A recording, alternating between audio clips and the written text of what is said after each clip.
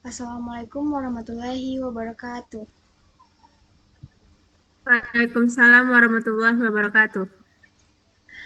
Baiklah, kami dari Kompas 1 akan mempresentasikan hasil proyek kami, yaitu laporan analisis kemiskinan dan ketimpangan dalam konteks pembangunan ekonomi daerah Kota Padang, Sumatera Barat. Sebelum itu, kami akan memperkenalkan diri.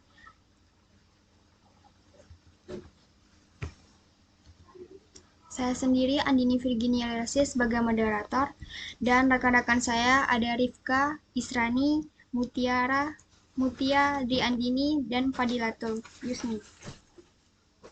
Baiklah, materi yang pertama akan dijelaskan oleh saya sendiri.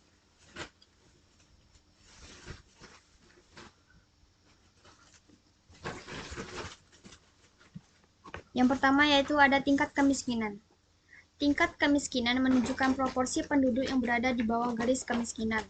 Pengangguran dan kemiskinan merupakan instrumen utama dalam pembangunan perekonomian, khususnya di negara berkembang, di Indonesia. Kemiskinan terjadi akibat krisis ekonomi tahun 1998 dengan dampak jangka panjang karena kurangnya peran dan kebijakan pemerintah yang tidak tepat sasaran. Pada tahun 1999, 27% penduduk Indonesia termasuk kategori miskin, di mana 33,9% adalah masyarakat desa dan 16,4% masyarakat perkotaan. BPS merumuskan perhitungan masyarakat yang berada pada garis kemiskinan dengan membedakan garis kemiskinan dengan berdasarkan makanan dan non-makanan. Angka kemiskinan mengalami peningkatan setiap tahunnya karena inflasi. Misalnya dari 438.000 pada September 2016 menjadi 453.000 pada Maret 2017 untuk konsumsi makanan dan non-makanan. Sumatera Barat termasuk dalam 10 provinsi dengan tingkat kemiskinan terendah se-Indonesia pada Maret 2017, mencatat penurunan sebanyak 12 orang, berbeda dengan 9 provinsi lainnya yang mengalami peningkatan penduduk miskin. Lalu yang kedua ada garis kemiskinan. Garis kemiskinan adalah batas pengeluaran minimum yang dibutuhkan seseorang untuk memenuhi kebutuhan dasar makanan dan non-makanan. Perhitungan garis kemiskinan ditetapkan oleh BPS setiap tahunnya dan nilainya berubah karena terjadinya inflasi. Baiklah, materi yang kedua akan dijelaskan oleh Tika. Kepada Tika dipersilahkan. Baiklah, kedalaman dan keparahan kemiskinan. Data terkait indeks kedalaman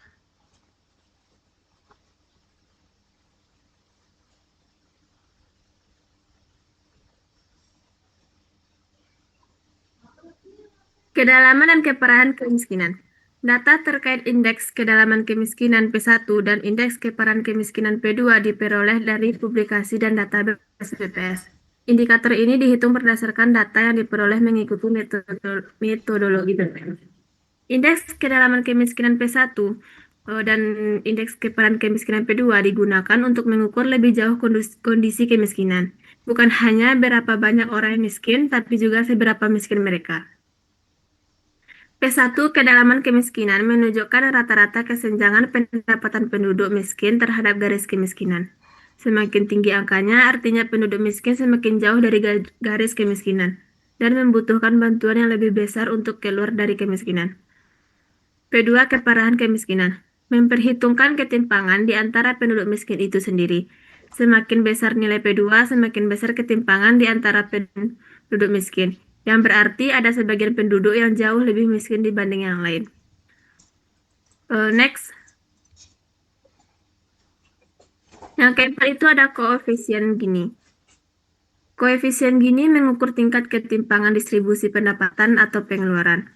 Data untuk menghitung koefisien Gini umumnya bersumber dari data pengeluaran atau pendapatan rumah tangga dalam Susenas yang dipublikasikan oleh BPS. Pada Maret 2024, Gini rasio tercatat sebesar 0,283 meningkat dari 0,280 pada Maret 2023. Untuk daerah perkotaan, Gini Maret 2024 adalah 0,310 turun dari 0,305 pada Maret 2023. Untuk daerah perkotaan, Gini rasio pada Maret 2024 adalah 0,310, turun dari 0,305 pada Maret 2023. Peningkatan Gini rasio di Sumatera Barat menunjukkan peningkatan ketimpangan distribusi pengeluaran. Sekian dari saya kembalikan kepada moderator. Baik, terima kasih kepada Tika. Pemateri selanjutnya akan dijelaskan oleh Ripka. Kepada Ripka dipersilakan.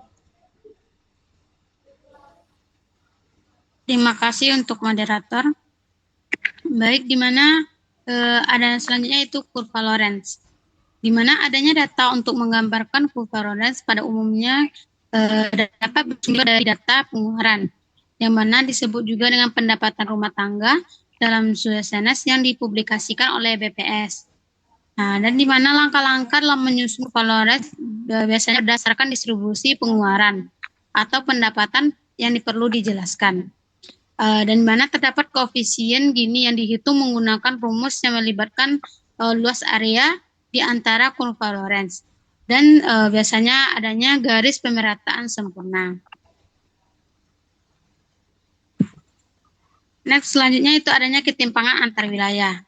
Di mana adanya ada analisis ketimpangan antar wilayah juga dapat dilakukan berdasarkan ketersediaan infrastruktur atau juga disebut dengan fasilitas ekonomi yang menggunakan data potensi desa yang juga disebut dengan PDES, di mana adanya metode analisis bisa berupa perbandingan tingkat kemiskinan yang dimana adanya rata-rata pendapatan atau pengeluaran, di mana adanya indikator pembangunan lainnya antar kabupaten atau kota dalam wilayah studi, dan adanya terdapat kesenjangan dalam akses internet yang berkualitas antar wilayah, perkotaan dan pedesaan yang dapat memperlebar kesenjangan digital yang ketimpangannya peluang. Terima kasih untuk moderator. Baik, terima kasih kepada Rika. Materi selanjutnya akan dijelaskan oleh Yuni. Kepada Yuni dipersilakan. Baiklah, saya akan menjelaskan tentang faktor penyebab pendidikan, akses kesehatan, lapangan kerja, dan infrastruktur. 1. Pendidikan. Tingkat pendidikan yang rendah berkorelasi kuat dengan kemiskinan. Individu dengan pendidikan terbatas cenderung memiliki keterampilan yang kurang kompetitif di pasar kerja, sehingga sulit mendapatkan pekerjaan dengan upah layak. Kurangnya akses pendidikan juga menyebabkan siklus kemiskinan turun-temurun. Pendidikan adalah kunci untuk mobilitas sosial dan ekonomi. Investasi dalam pendidikan berkualitas dapat memutus siklus kemiskinan antar generasi. 2. Akses kesehatan. Terbatasnya akses kesehatan, layanan akses kesehatan berkualitas berdampak signifikan terhadap kemiskinan dan ketimpangan. Biaya pengobatan yang tinggi dapat menjerumuskan keluarga ke dalam kesulitan keuangan. Penyakit kronis dan disabilitas yang tidak ditangani dengan baik dapat mengurangi produktivitas seseorang dalam bekerja. World Bank 2020 menyatakan bahwa pengeluaran untuk kesehatan masih tinggi berdampak pada ketimpangan akses layanan. 3. Lapangan pekerjaan. Kurangnya lapangan kerja yang layak dengan upah adil dan kondisi kerja aman adalah faktor utama penyebab kemiskinan. Tingkat pengangguran dan setengah pengangguran yang tinggi, terutama di kalangan kelompok marginal, secara langsung mengurangi pendapatan dan meningkatkan kerentanan ekonomi.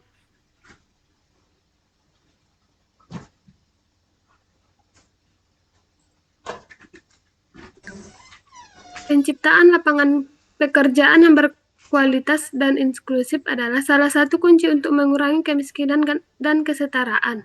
Kesenjangan upah yang signifikan antara pekerja berketerampilan tinggi dan rendah berkontribusi pada ketimpangan pendapatan. 4. Infrastruktur. Keterbatasan infrastruktur, jalan, listrik, air bersih, sanitasi, telekomunikasi secara signifikan menghambat pembangunan ekonomi dan sosial, terutama di daerah pedesaan dan terpencil. Akses yang buruk ke infrastruktur dapat meningkatkan biaya transportasi, membatasi akses ke pasar dan layanan, serta penghambatan aktivitas ekonomi tanpa infrastruktur. Akses pendidikan, kesehatan, dan lapangan pekerjaan dapat memperbesar ketimpangan antar wilayah.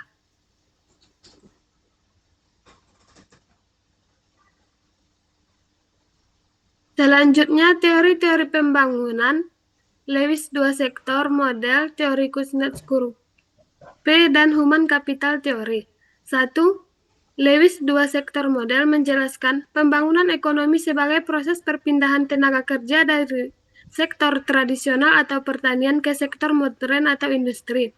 Urbanisasi dan industrialisasi di banyak negara berkembang belum sepenuhnya berhasil menyerap tenaga kerja dari sektor informal atau pertanian, menunjukkan negara-negara tersebut mungkin masih pada tahap awal transisi.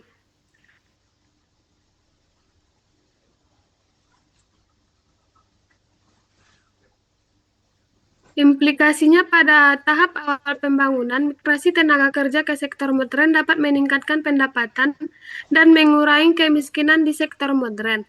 Namun ketimpangan dapat meningkat sementara karena upah di sektor modern lebih tinggi. 2. Teori Kuznets-Kurpe menyatakan bahwa ketimpangan pendapatan meningkat pada tahap awal pembangunan namun akan menurun setelah titik tertentu tercapai. Banyak negara berkembang saat ini mengalami ketimpangan yang terus meningkat seiring pertumbuhan PDB, terutama karena ketidakseimbangan antara sektor industri maju dan tradisional yang stagnan. Implikasinya pada tahap awal industrialisasi, konsentrasi kekayaan dan kesempatan di sektor modern dapat meningkatkan ketimpangan, namun seiring dengan meluasnya pembangunan,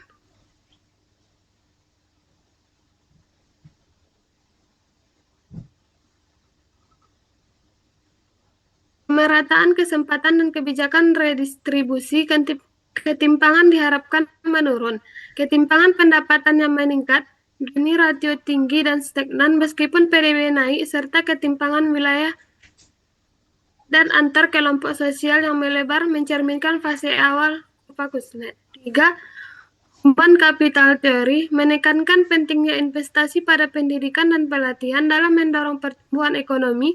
Rendahnya kualitas pendidikan dan kurangnya akses pelatihan kerja menghambat produktivitas dan peningkatan pendapatan masyarakat. Implikasinya, tingkat pendidikan dan kesehatan yang lebih tinggi berkorelasi dengan peluang kerja dan upah yang lebih baik, sehingga dapat mengurangi kemiskinan. Investasi yang merata dalam modal manusia dapat membantu mengurangi ketimpangan dengan memberikan kesempatan yang lebih setara. Rendahnya indeks pembangunan manusia atau IPM dan indeks pendidikan, serta ketidakmerataan akses terhadap pendidikan berkualitas dan pelatihan kerja menunjukkan bahwa akumulasi modal manusia belum optimal, berdampak pada rendahnya produktivitas dan tingginya kemiskinan. Terima kasih, saya kembalikan ke moderator. Baik, terima kasih kepada Yuni. Materi selanjutnya atau materi terakhir akan dijelaskan oleh Mutia. Kepada Mutia dipersilakan. Baik, di sini saya akan menjelaskan dua materi terakhir, yaitu pembangunan dalam strategi jangka pendek dan panjang. Yang pertama itu adalah pendekatan komprehensif, di mana solusi pembangunan itu harus menekankan pendekatan komprehensif, tidak hanya menangani gejala masalah, misalnya bantu langsung, tetapi juga akar penyebabnya, misalnya meningkatkan akses pendidikan dan juga lapangan kerja. Lalu kedua ada keseimbangan strategi, di mana membutuhkan keseimbangan antara strategi jangka pendek, misalnya program bantuan sosial untuk meringankan dampak langsung kemiskinan, dan strategi jangka panjang, yaitu misalnya investasi dalam pendidikan dan infrastruktur untuk menciptakan pertumbuhan ekonomi yang berkelanjutan. Next. Ketiga adalah rekomendasi yang mencakup peningkatan program pelatihan keterampilan dan penciptaan lapangan kerja, di mana penguatan program bantuan sosial yang tepat sasaran, serta pendorong investasi di sektor-sektor yang dapat menyerap tenaga kerja yang banyak, lalu meningkatkan pendapatan masyarakat. Next. Lalu apa peran pemerintah? apa peran sektor swasta dan apa peran masyarakat dalam solusi pembangunan ini. Nah, penanggulangan kemiskinan dan ketimpangan itu memerlukan keterlibatan aktif dari beberapa elemen tersebut. Yang pertama ada dari pemerintah, di mana berperan sebagai pembuat kebijakan atau misalnya merancang program pengentasan kemiskinan dan menetapkan upah minimum. Lalu adanya regulator, yang di mana memastikan persaingan sehat, lalu melindungi hak-hak pekerja. Nah, pemerintah itu bertanggung jawab menciptakan lingkungan yang kondusif bagi pertumbuhan ekonomi yang inklusif dan berkelanjutan. Yang kedua, ada sektor swasta, di mana berperan dalam menciptakan lapangan kerja yang produktif, di mana melakukan investasi yang bertanggung jawab secara sosial dan lingkungan. Nah, serta mengembangkan inovasi untuk meningkatkan efisiensi dan produktivitas. Nah, seperti kita lihat, perusahaan-perusahaan yang banyak mencari pekerja itu atau membuka lowongan kerja itu adalah perusahaan swasta. Lalu yang ketiga ada masyarakat, di mana partisipasi aktif masyarakat itu sangat penting dalam semua tahap pembangunan, mulai dari perencanaan, pelaksanaan, hingga penguasaan. Nah, pemberdayaan masyarakat itu melalui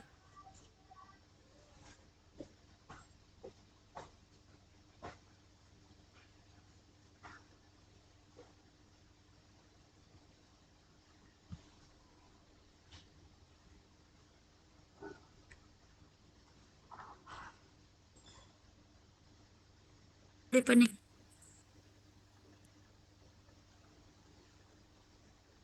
Maaf, tadi ada nge-lag sedikit. Kan? Lanjutkan. Di mana pemberdayaan masyarakat itu eh, melalui peningkatan kapasitas dan akses terhadap informasi itu dapat meningkatkan efektivitas program dan pembangunan.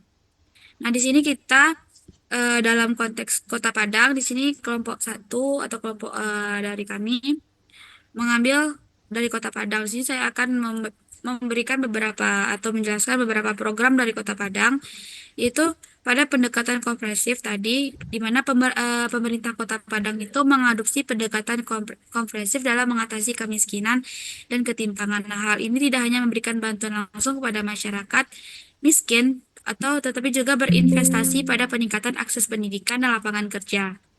Nah, apa strategi jangka pendeknya? Yang pertama adalah program bantuan sosial tepat sasaran, di mana Kota Padang itu memiliki program bantuan sosial seperti Beras Sejahtera atau Rastra, atau bantuan langsung tunai atau dari bantuan BLT yang disalurkan kepada keluarga yang sangat miskin. Nah, pendataan itu dilakukan secara berkala oleh Dinas Sosial untuk memastikan bantuan itu tepat sasaran dan meringankan beban ekonomi sehari-hari masyarakat yang kurang mampu. Yang kedua ada program jangka pendek. Yang kedua ada namanya program padat karya. Nah, untuk mengatasi pengangguran jangka pendek, pemerintahan Kota Padang itu mungkin mengimplementasikan program padat karya yang melibatkan masyarakat lokal dalam proyek-proyek pembangunan infrastruktur kecil seperti perbaikan jalan lingkungan atau saluran air atau fasilitas umum lainnya. Nah, itu memberikan pendapatan sementara dan meningkatkan daya beli masyarakat. Yang kedua pada strategi jangka panjangnya. Nah, pada strategi jangka panjang ada yang pertama itu adalah investasi pendidikan yang berkualitas. Nah, Kota Padang itu secara konsisten mengalokasikan anggaran untuk peningkatan kualitas pendidikan. Nah, itu bisa meliputi beasiswa bagi yang kurang mampu, atau peningkatan fasilitas sekolah, atau peningkatan kualitas gurunya juga. Lalu yang kedua ada pengembangan sektor ekonomi yang penyerapan tenaga kerja. Pertama itu ada program dukungan UMKM. Nah, memberikan pelatihan kewirausahaan, akses permodalan itu melalui fasilitas pemasaran produk UMKM itu misalnya melalui pameran atau platform online. Nah, itu membantu menciptakan lapangan kerja baru dan meningkatkan pendapatan masyarakat. Yang selanjutnya adalah pengembangan sektor pariwisata. Di Kota Padang kan banyak tempat-tempat wisata ya, di mana itu tuh bisa menjadi tempat Jadi mengembangkan potensi pendapatan, nah, mengembangkan potensi wisata bahari, kuliner dan budaya. Hal itu mendorong penciptaan lapangan kerja di sektor hotel misalnya atau restoran atau transportasi juga atau usaha-usaha kreatif terkait pariwisata. Lalu yang terakhir adalah pembangunan infrastruktur seperti peningkatan aksesibilitas. Nah, membangun dan memperbaiki jalan-jalan akses ke daerah terpencil di pinggiran kota nah, untuk mempermudah distribusi barang dan jasa serta akses masyarakat ke pusat kota. Lalu adanya penyediaan air bersih dan sanitasi. Nah, itu memperluas cakupan air bersih dan sanitasi di seluruh wilayah kota, terutama di pemukiman padat penduduk atau daerah yang belum terjangkau. Sedangkan yang contoh penerapan nomor 10 itu adalah peran pemerintah, sektor swasta, dan masyarakat di Kota Padang. Nah, penanggulangan kemiskinan dan ketimpangan di Kota Padang itu melibatkan sinergi dari berbagai pihak. Yang pertama adalah dari pihak pemerintah Kota Padang. Nah, apa peran Kota Padang? Apa peran pemerintah Kota Padang? Yang pertama adalah membuat kebijakan dan regulator. Seperti pemerintah Kota Padang itu merancang peraturan daerah atau kebijakan wali kota itu terkait program pengentasan kemiskinan seperti penetapan upah minimum kota atau UMK yang layak atau peraturan zonasi untuk pembangunan ekonomi yang inklusif. Nah, pemerintah itu juga memastikan persaingan sehat di antara pasar dan melindungi hak-hak pekerja. Lalu adanya penyedia layanan publik mengalokasikan APDB atau APBD untuk membangun dan mengelola fasilitas pendidikan maupun sekolah negeri atau sekolah negeri. Lalu kesehatan seperti puskesmas, RSUD serta infrastruktur dasar lainnya. Lalu yang ketiga ada fasilitator dan koordinator. Nah, pemerintah itu mengkoordinasikan berbagai program dan stakeholder dalam upaya pembangunan serta memastikan bahwa program-program tersebut berjalan efektif dan efisien. Lalu ada peran sektor swasta di Kota Padang itu menciptakan lapangan kerja tadi seperti yang saya sampaikan tadi itu perusahaan-perusahaan besar maupun UMKM di Kota Padang itu berperan penting dalam menyediakan lapangan kerja. Yang kedua ada investasi bertanggung jawab sosial.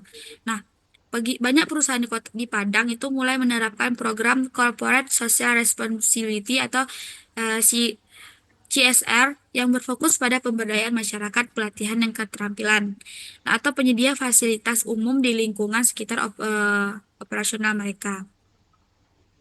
Apa peran masyarakat di Kota Padang itu partisipasinya aktif, pemberdayaan komunitasnya, dan pengawasan program.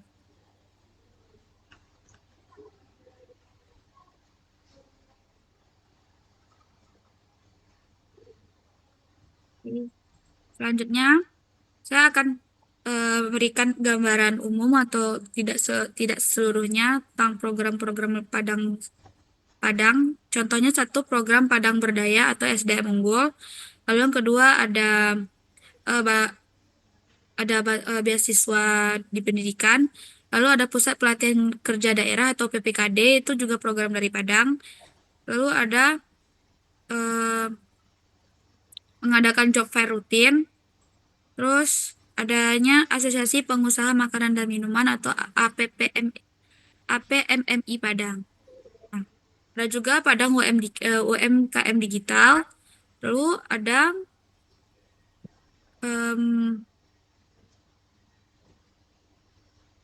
mungkin itu saja program secara garis besarnya untuk Kota Padang karena Kota Padang yang kami analisis. Nah, di sini saya akan menjelaskan kurva terkait tingkat kemiskinan dan ketimpangan di Kota Padang. Pada tahun 2019 dan 2023, kurva ini menyajikan tentang dua indikator penting, yaitu tingkat kemiskinan pada garis biru dan indeks Gini pada garis merah di Kota Padang selama periode 2019 dan 2023. Lalu analisis tingkat kemiskinan ya pada garis biru. Nah, tren awalnya itu pada 2019 dan 2020. Terlihat adanya peningkatan tingkat kemiskinan dari sekitar 4,75% pada tahun 2019 menjadi puncaknya itu pada 5,25% itu pada tahun 2020. Nah, peningkatan ini kemungkinan besar terkait dengan dampak awalnya pandemi karena kan 2019 dan 2020 yang mulai terasa lalu menyebabkan perlambatan ekonomi dan hilangnya mata pencarian bagi sebagian masyarakat. Lalu yang kedua, tren menurunnya, kan itu sampai di garis naik ya. Lalu ada tren menurun atau garis menurun itu. Nah, setelah mencapai puncaknya pada tahun 2020 tadi, tingkat kemiskinan itu menurun yang konsisten pada tahun 2023. Pada tahun 2023, tingkat kemiskinan berada di angka terendah dalam periode ini, yaitu pada sekitar 4,50%. Nah, penurunan ini dapat diindikasikan sebagai pemulihan ekonomi pasca pandemi. Nah, keberhasilan program-program pengentasan kemiskinan dan kombinasi keduanya. Nah, itu keberhasilannya bisa membuat tingkat kemiskinan itu menurun. Lalu ada indeks yang kedua atau indeks Gini pada garis merah. Nah, teman-teman bisa perhatikan dua garis itu. Bisa di zoom? Bisa di zoom nggak?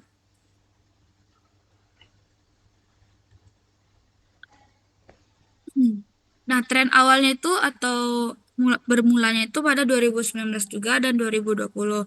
Indeks Gini ini menunjukkan sedikit peningkatan dari sekitar 0,360 pada tahun 2019 menjadi sekitar 0,370 pada tahun 2020. Nah, ini mengindikasikan bahwa ketimpangan pendapatan itu cenderung lebih sedikit sedikit meningkat dibandingkan pada awal pandemi. Lalu tren menurunnya pada 2020 hingga 2023. Mirip dengan tingkat kemiskinan tadi, indeks Gini juga menunjukkan tren penurunan setelah 2020. Pada tahun 2023, indeks Gini itu berada di sekitar 0,350 yang merupakan tingkat ketimpangan terendah dalam periode ini. Nah, penurunan indeks Gini ini menunjukkan bahwa distribusi pendapatan di Kota Padang ini semakin merata dari tahun ke tahun setelah dampak awal pandemi itu. Lalu apa hubungannya antara dua garis ini adalah menunjukkan bahwa pergerakan tingkat kemiskinan dan indeks Gini ini cenderung searah, terutama pada tahun 2020.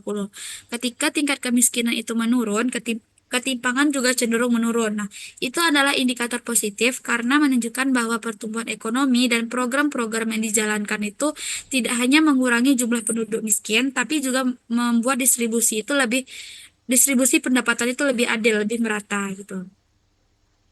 Nah, data pada kurva ini menunjukkan bahwa Kota Padang ini berhasil mengatasi dampak ekonomi dari pandemi COVID-19 dan menunjukkan perbaikan yang signifikan dalam upaya pengentasan kemiskinan dan pengurangan ketimpangan pendapatan dari 2020 hingga 2023. Meskipun ada tantangan awal karena tren positif berkelanjutan itu menunjukkan keberhasilan kebijakan dan upaya pembangunan di Kota Padang. Mungkin itu saja materi yang bisa saya sampaikan. Saya kembalikan ke moderator. Baik, terima kasih. Baik, terima kasih kepada Mutia. Baiklah, itu saja presentasi dari kelompok kami. Jika ada kesalahan, saya minta maaf. Saya akhiri. Wassalamualaikum warahmatullahi wabarakatuh.